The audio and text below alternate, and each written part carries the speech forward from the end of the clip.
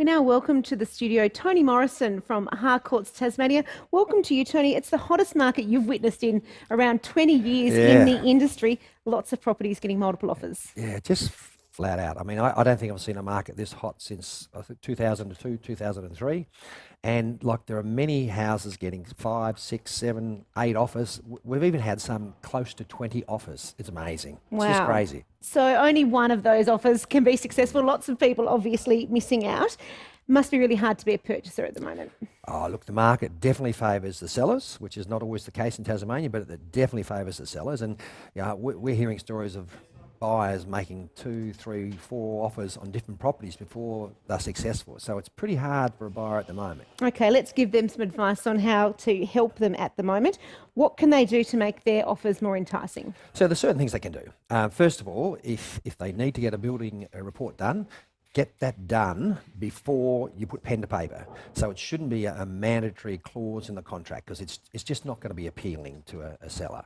I would also, if you can get your finance organised before, make sure you've got that organised so you don't have to put a finance clause in. I would never make an offer subject to the sale of a house now. If you have to sell a house, get your house sold. You have a far better chance of getting your offer accepted, and you'll probably pick it up for slightly less if it's cash than subject to the sale of a house. You need to eliminate any clauses you can, like the cooling off clause. Eliminate that. If you're 100% certain you want to buy a house, eliminate the cooling off clause. There's lots of things you can do, like even odd things like putting in an odd number. Instead of offering 500,000, offer 502 or 503. Just, it could be that extra couple of thousand that makes you stand out from the other offers. Okay, that's a bit of an interesting advice. And what can people expect in terms of the agents presenting their offer to the vendors? Is that something that happens straight away in the current climate? Well, not in today's climate. Traditionally, if you made an offer, you should expect the offer to be presented within 2 or 3 hours.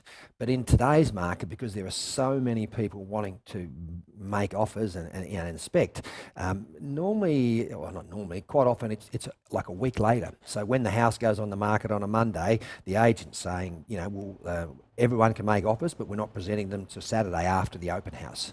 So, and that's to do the right thing by the seller, because the seller's paying, you know, the commission. So we've got to get the very best price. So we've got to get as many offers as we can. So I think if I was a buyer, the first thing I would ask is when are offers going to be presented? Because there's not much point in putting your offer in first up if they're not being presented for another week. Okay, so that gives you time then to make that offer the best one. You've only got one chance at it. Yeah, absolutely. So yeah, that's the first thing I would ask. You know, when are they going to be presented?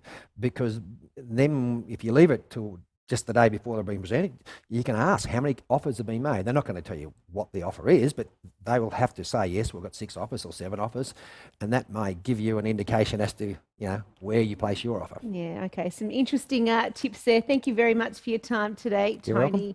Tony Morrison joining us there from Harcourts Tasmania.